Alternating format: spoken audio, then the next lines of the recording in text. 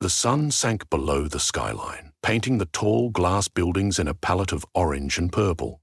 Even after the day's warmth had faded, an unnatural heat lingered in the downtown air. People fanned themselves at bus stops, cabs honked in sluggish traffic jams, and anxious murmurs flitted through restaurant queues. Something felt off. An electric presence heavier than rush-hour tension. Nobody could pinpoint what was happening, but everyone sensed it. The city's lights flickered in and out, as if a sudden voltage spike pulsed through the power grid. By midnight, emergency sirens erupted across the metropolis, and the unsettled hush gave way to pure pandemonium. The first reports came from the West District, bustling with late-night cafes, neon-lit clubs, and narrow alleyways. Citizens were found collapsed in the streets, convulsing with fevers too high for average thermometers. Ambulances clogged the roads, filling the air with an overlapping wail of sirens. When paramedics arrived, however, they found more than ordinary medical emergencies. Victims' temperatures registered in the hundreds, but that was only the beginning. Bizarre transformations had begun to occur, skin taking on the texture of rock, eyes glinting like living flame, hair swirling as if caught in a perpetual windstorm. Social media exploded with footage of men and women sprouting crystalline feathers of ice or wreathed in dancing fire that didn't burn their clothes. Nonsensical rumors of elemental powers spread faster than any rational explanation. Wren Horowitz, a rookie paramedic only a few months on the job, was perched in the front seat of an ambulance. Browning Station's lights strobing in the side mirror. She was on her first solo shift when she got the call that would change her life and everyone else's. The dispatch operator's voice trembled as she rattled off cryptic instructions. Avoid skin-to-skin contact if patients display unusual bodily changes. Remain calm but vigilant for sudden outbursts of power. The operator had never told her anything like that. Wren double-checked her gear, half expecting to discover a new standard-issue scope that could discern magical anomalies. But all she had were latex gloves, an outdated tablet, and an unwavering sense of duty. The scene she arrived at was chaos incarnate. 3 individuals in the middle of the street were hunched over, gripping their heads as if trying to hold back some unearthly force. One man's shirt had burned away, replaced by smouldering cracks running across his torso. Yet, as Wren and her partner rushed closer, they noticed the asphalt wasn't melting beneath his feet. His eyes flicked open, revealing irises that glowed a deep amber. Fire flickered at the edges of his hairline, casting dancing shadows across his charred skin. Another victim, a woman whose complexion had turned a mottled greenish blue, was crying in guttural sobs. With each tear, a cascade of water droplets trickled down her face like a steady stream. She looked at Wren with terrified eyes, and for a moment her entire form blurred like a reflected image on a rippling pond. Despite her fear, Wren approached them calmly, trusting her training as best she could. Her flame-wreathed patient seemed unable to speak, so she tried asking basic questions to gauge his awareness. He moaned, shaking his head, flames intensifying at the top of his skull. The woman next to him shuddered, water sloshing in ghostly waves around her ankles. A third victim lay quivering on the pavement, with veins that glimmered like shards of quartz. Odd, transparent spikes protruded from his forearms, as though the skin was crystallizing into raw earth. Heart hammering in her chest, Wren summoned every ounce of professionalism. "We're here to help," she whispered, though even she doubted her words.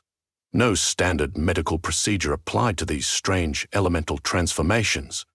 As more and more people exhibited the same symptoms, hospitals were quickly overwhelmed. The city's mayor took to the airwaves, announcing a complete lockdown, urging everyone to remain indoors until the nature of the infection could be understood. News stations called it an outbreak, but the word virus didn't quite capture the phenomenon. Scientists and doctors scrambled to attribute cause, but every lab test came back inconclusive. Something in the city's environment, or perhaps something introduced, was infecting residents at random, and it wasn't just making them sick, it was turning them into living embodiments of nature's raw forces. In an emergency press conference, Dr. Carla Menendez of Harbor University's Medical Research Department tried to calm the public. What we are observing defies conventional science, she said. However, we must not let fear lead us. Our priority is containment, understanding the pathogen and treating those affected. Yet behind her composed demeanour, Dr. Menendez appeared equally shaken. Leaked reports on social media implied that some of these transformed individuals had lost control of their powers, causing fires, flash floods, and earthquakes inside their apartments. Block after block of the city flickered between the ordinary and the awesome, like a kaleidoscope spinning out of control. Wren was caught in the storm's eye as the chaos escalated. Her shift had extended into an indefinite marathon of rescue calls. She found herself at a small boarded-up clinic where Dr. Menendez's team established a temporary research station. In a cramped triage room, Wren examined one of her new patients, an elderly man who had sprouted tiny mushrooms along his arms, strangely luminescent green growths that pulsed in time with his heartbeat. The man's eyes were wide with fear and confusion. When Wren touched him, a subtle current ran through her fingertips, a gentle thrumming that reminded her of forest soil breathing after rainfall. Somehow, an earthy energy had taken root in him. Next to the man, a little girl, barely 10 years old, sat shaking on an exam table. Small, flickering flames danced along her shoulders, yet she sobbed with icy tears that hissed and popped when they fell to the floor. Her parents stood behind her, torn between concern for their daughter and terror at the unpredictable powers she might unleash. Wren swallowed hard, pinned by the heartbreaking sight. She offered the child a soft smile, recalling how her own younger sister used to fret over nightmares and boogeymen. If there was ever a time to be reassuring, it was now. "We're doing everything we can," she said. "Just try to stay calm." Word spread that select individuals had begun to harness their newfound abilities. Videos surfaced of a middle-aged woman using wind currents to gently lower a stray cat from a tall tree. Another short clip captured a teenager standing before a burning building, messages claiming he had extinguished the flames with an inhale of water vapor conjured from thin air. But these glimpses of hope were overshadowed by horror stories of entire apartment complexes turned to ash or unstoppable floods roaring through the subway system. Misinformation ballooned on every platform. Some called it divine judgment. Others accused the government of clandestine experiments gone awry. The city government's repeated pleas for caution and cooperation crumbled under the weight of fear. Riots erupted in the nightlife district as panic escalated. Convinced that everyone displaying powers was a ticking time bomb, some citizens banded together to violently quarantine elementals, barricading them in basements or attacking them in the streets. Police and emergency services struggled to maintain order, their forces already stretched thin by the outbreak itself. Fire engines roved from one spontaneous blaze to the next, while local law enforcement found themselves outmatched by rampaging looters and frightened civilians who would rather fight first and ask questions later. Desperation spread along every cracked sidewalk, echoing in the shattered glass that littered the gutters. In the midst of the chaos, Wren discovered she had a unique immunity. She had worked with dozens of patients, some who coughed sparks, others whose sweat froze on contact, yet she never caught the virus. Many of her colleagues, from doctors to paramedics to hospital staff, were falling ill. A few awakened elemental powers of their own, but many simply collapsed with symptoms of high fever and no transformation. Word leaked that certain individuals who had direct contact with patients were consistently unaffected. Dr. Menendez requested blood samples from anyone who'd had prolonged exposure but remained healthy, Wren included. Sleep-deprived, but fueled by a sense of urgency, Wren complied. Meanwhile, the city had transformed overnight. Streets looked battered by storms, scorched by fires, or littered with crystalline growths. Power lines snapped, electricity surging and blinking in random patterns. An eerie hush settled whenever a chunk of the power grid lost functionality, replaced by the crackles of elemental energy flickering in alleyways.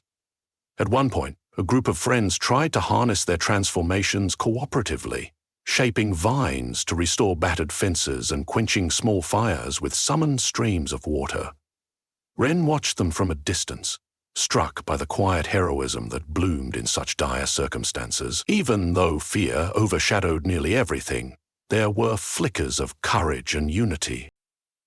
Determined to stave off complete meltdown, the city's mayor, Patricia No, issued a final desperate measure.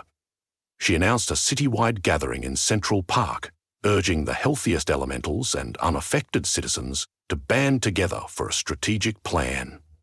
Some saw it as a death trap. Others saw it as the last chance to unify a fractured metropolis. By now, the virus had no predictable pattern of who would be changed or spared. Entire city blocks were wrought with swirling fire, floods of water, swirling gusts of tornadic wind, or overgrown flora. Dr. Menendez thought perhaps an antibody might appear naturally in those with partial immunity, and maybe the entire city could be inoculated, but time was running out. Wren's ambulance ploughed through debris as she and her partner led a small convoy of medical vehicles toward Central. Smoke plumes and unnatural dust clouds hung in the air like spectres.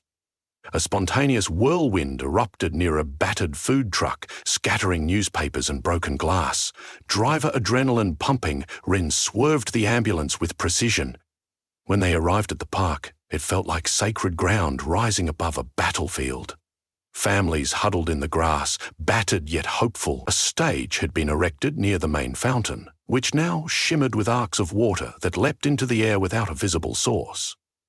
Groups of people, some partially transformed, others entirely normal, waited for reassurance, for a sense that this city was still worth fighting for. Dr. Menendez was among the medical specialists who took the stage, her white coat battered and stained with ash. She tapped the microphone, her voice trembling at first, but it steadied with each word. "We stand at the edge of the unknown. This virus has shown us our vulnerability, but also our resilience.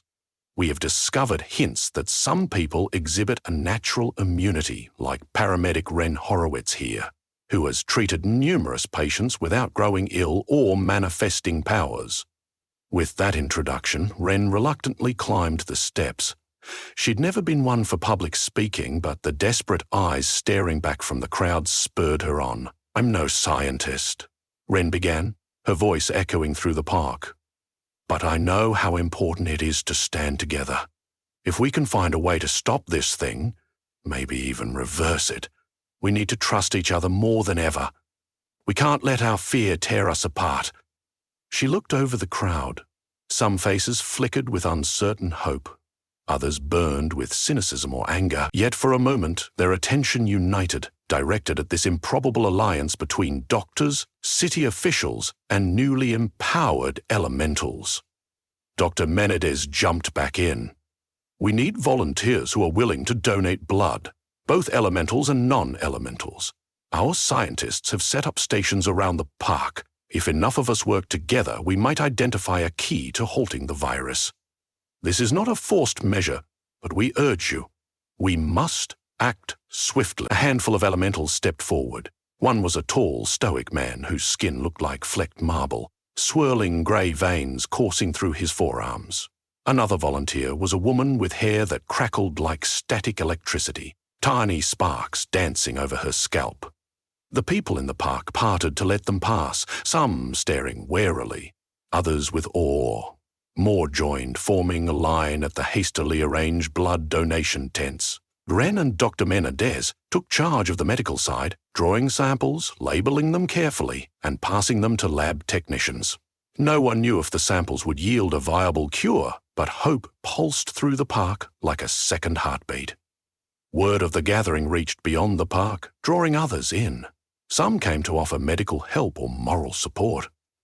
Others arrived in anger, convinced that the attempt to unify was merely a trap. The information was an unrelenting current, fueling suspicion that the immunes were responsible for the outbreak, or that the city council was hoarding a cure. Tensions rose, swirling like a tempest among the anxious crowd. Emotional sparks threatened to ignite violence at any moment. Police officers and volunteers formed a perimeter to keep the peace, but fear was a potent force. That night, storms of elemental energy gathered over the city. Real thunderclouds merged with conjured vapors. The sky shifted through strange hues: midnight blue, fiery red, emerald green. Flashes of lightning cast flickering shadows across the park while the temperature seesawed between sweltering and icy. Many huddled under tents, glaring at the roiling heavens in dread. After endless hours, Dr. Menendez and her team emerged from a lab station with guarded expressions. Around them, beakers and microscopes clattered on folding tables. Wren's heart pounded as she watched the scientists whisper in urgent tones. Finally, Dr. Menendez approached the microphone once more, her forehead slick with sweat. "We believe we found a possible immunologic factor in the blood of certain volunteers," she announced. "It's not definitive, but we have enough data to attempt a serum. If it proves safe, we may be able to stop the virus from transforming new hosts and potentially reverse some of its effects." A rumble of mixed emotions swept through the crowd: hope, relief, and wary disbelief. Though no timeline was given, the possibility of a cure was more than enough to reignite determination. That night, a makeshift medical tent became the center of hurried activity. Using portable lab equipment and an array of donated supplies, Dr. Menendez collaborated with any researcher available, including university grad students and volunteer retirees from the medical field. The hum of generators fused with the sound of sizzling lightning overhead. Wren helped where she could, disinfecting instruments, distributing water, and offering calming words to restless patients. In the early hours of dawn, after endless tests on lab rats and small groups of volunteers, Dr. Menendez emerged with trembling hands. "We have a serum." She lifted a small vial of swirling liquid that shimmered turquoise under the floodlights. "We tested it on 5 newly infected patients. Within an hour, their fevers dropped and their elemental symptoms regressed slightly." Cheers rippled through the park, though some level of apprehension lingered. That morning, word spread like wildfire, and more patients arrived in hope of receiving the serum. The initial results were, cautiously, optimistic. Some people reported diminished powers or a steady dissipation of feverish symptoms. A few even returned completely to normal, albeit fatigued.